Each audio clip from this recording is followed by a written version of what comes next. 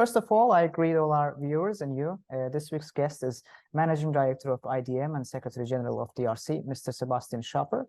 And I have to say that it is very special for us that you accepted my invitation and took the time to do so. In fact, the main line of this video series, which started recently, is to evaluate the latest agenda items of local and global politics. In this case, we have decided to contact you. And so the first question will be on the Russian-Ukrainian war. And of course, first of all, I would like to ask you about the current situation of the Russian-Ukrainian war, which is the hottest point of debate at the moment, and whether the moral motivation of European citizens regarding this war has changed or not since it started. How much time do you have? Not much actually, but you can take it. Because if you look at the opinions of the Europeans, we really need to distinguish between several countries.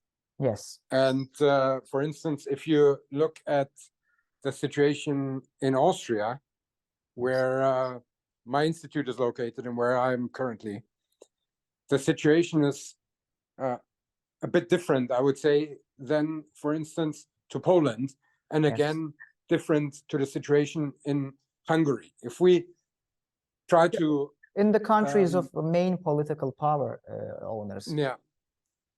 Well, if you tell now the Austrians that they are not a country of main political power, they will I meant dispute it. Yes, of course. I meant the Germany and France, maybe. Yeah, no, I know what you mean. Yeah, so I think that in the beginning, the solidarity was very, very high. And this is something that Putin underestimated.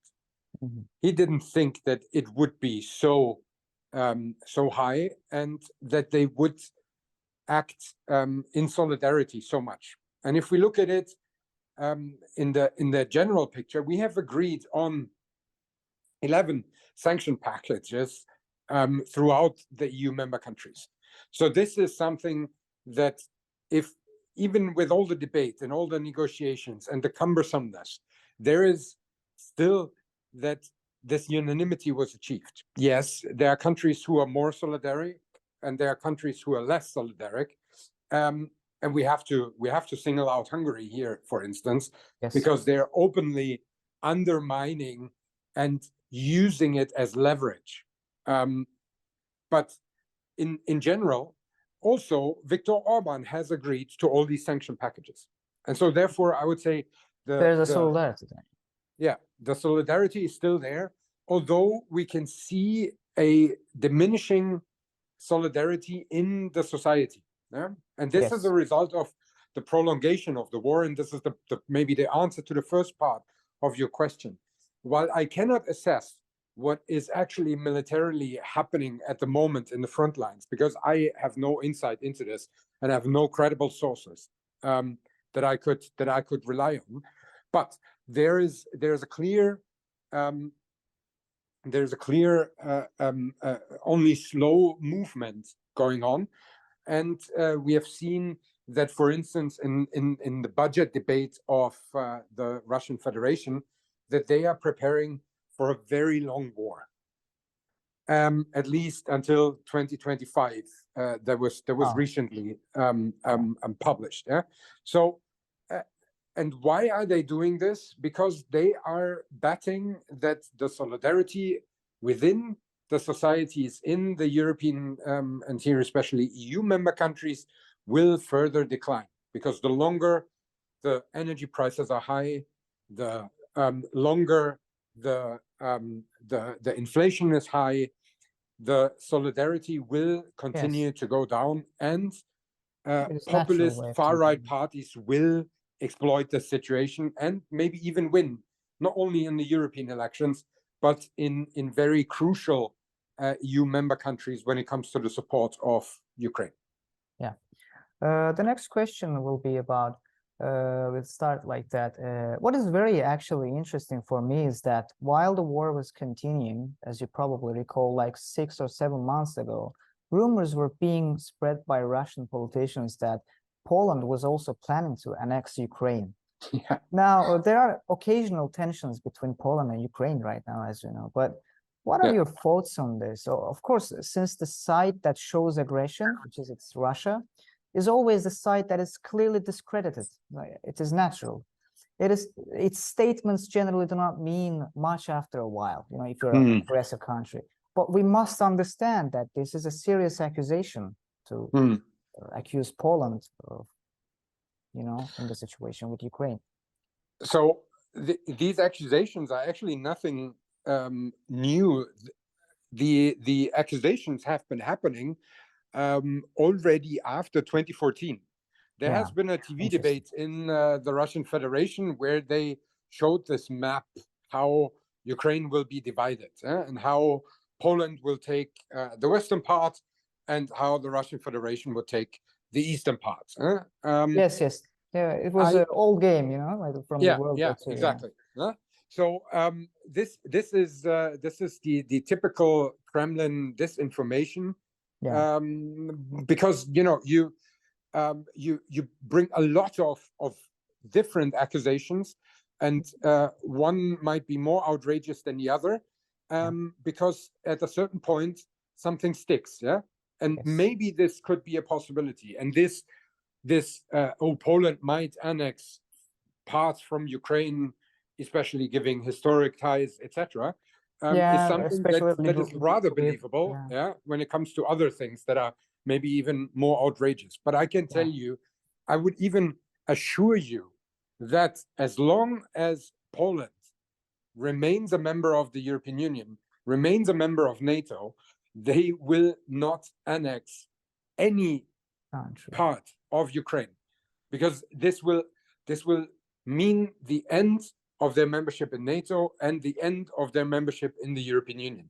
You cannot technically kick them out, but this will lead to such diplomatic tensions that would either they would have to take it back, or they would have to leave both NATO and the European Union, and they cannot afford this. So there were those who blamed the basic philosophy of the Russia-Ukraine war on the expansionism of NATO and European Union. Those are also part of accusations. But what can you say about this? If there had been no war, let's say, could Europe really have included Ukraine in the European Union and NATO by this time already? Would it be possible if the Russia didn't start the war? Not by this time. Yes. But I would. But they were planning it, right? It was obvious. Well, look, I think we would have to ask the question the other way around. Would it really have been necessary, as the Kremlin claims, that they had to invade Ukraine, because otherwise they would have joined NATO, and that would pose a threat? No, it would not have been possible. And even the prospect, because if we look back, the transatlantic integration is written into the constitution of Ukraine since 1994. So this is not something that has been a hidden agenda or a recent development because there was a, whatever they are calling it, a Nazi coup in Kiev, etc. No, the transatlantic integration of Ukraine has been a part of various administrations. Now, would they have joined NATO back in 2008 during the Bucharest summit, or had the prospect of advancing very soon? It would have never led to this war, and this is the situation. The war happened because Ukraine is not yet in NATO. Because if they would be in NATO, Russia wouldn't dare. Yes, that would have serious. Yeah. With regards to EU, just a quick point here. I think that if we look back, and I've been arguing since the start of the Eastern Partnership that this membership perspective should have been given to all 6 Eastern Partnership countries, but the European Union was never brave enough, or rather saying, like, the member states and the Commission was never brave enough to give this perspective. But the war broke out, and suddenly the Commission president says, we want them, meaning Ukraine, in. And now they have the candidate status. This is also a very conflicting sign, I would say, because just because a war breaks out, Yeah. you get a candidate status. It's a bad sign. It's the right call, but the call should have been made much earlier, because ultimately, and this is the last sentence to this, each and every country has the right, sovereign country has the right to determine their affiliations, their membership in international organizations or in defense alliances. Period. There's no debate about that. Very brief. And the last question I would like to ask, not to take you much time, but let me just decline this. Okay. So finally, I would like to ask a question about the Caucasus, and I would be happy if you answer it as much as possible. Okay. What is known is that the Republic of Azerbaijan now seems to have resolved the Karabakh issue by now, and the Russian peacekeepers leaving the region is one of the agenda items, because but actually right now they are in Karabakh. Do you think that Russia will be as effective as before in South Caucasus in the future? As you know, Azerbaijan, Georgia, and Armenia are rather nearer to Europe, let's say Eastern Europe, than Asia. How could you evaluate the future of this region? Let me phrase it like this. Yes, of course. A common factor in very many disputes, frozen conflicts, civil and actual wars in the near abroad, as it is phrased from the side of the Kremlin, or the former influence of the USSR, sphere of influence of the USSR, hinges on Moscow. Yeah. And if Moscow is losing this war, I believe that we will see a resolution to very many conflicts that are present. Now, if other actors in this region, or are we talking about in the Caucasus, yeah, in Transnistria, yes, Moldova, in Syria, in Kosovo, maybe some African states even. Yeah.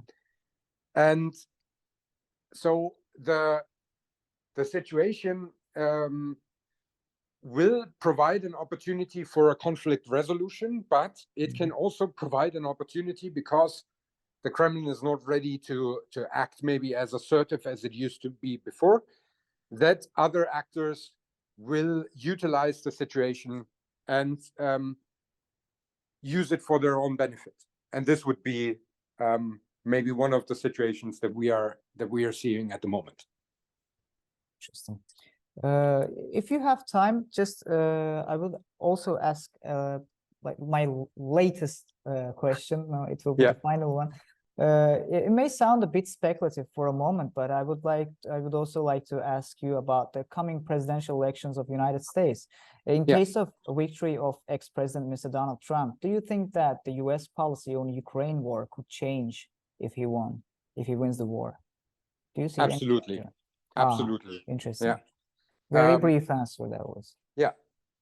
And it will change very many policies. And we will have a real challenge if that happens.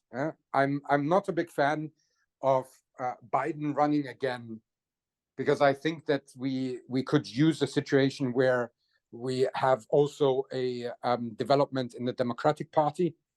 But if he is the only one that can defeat Donald Trump, then we have to just hope that he can make it, because Donald Trump is a destructor.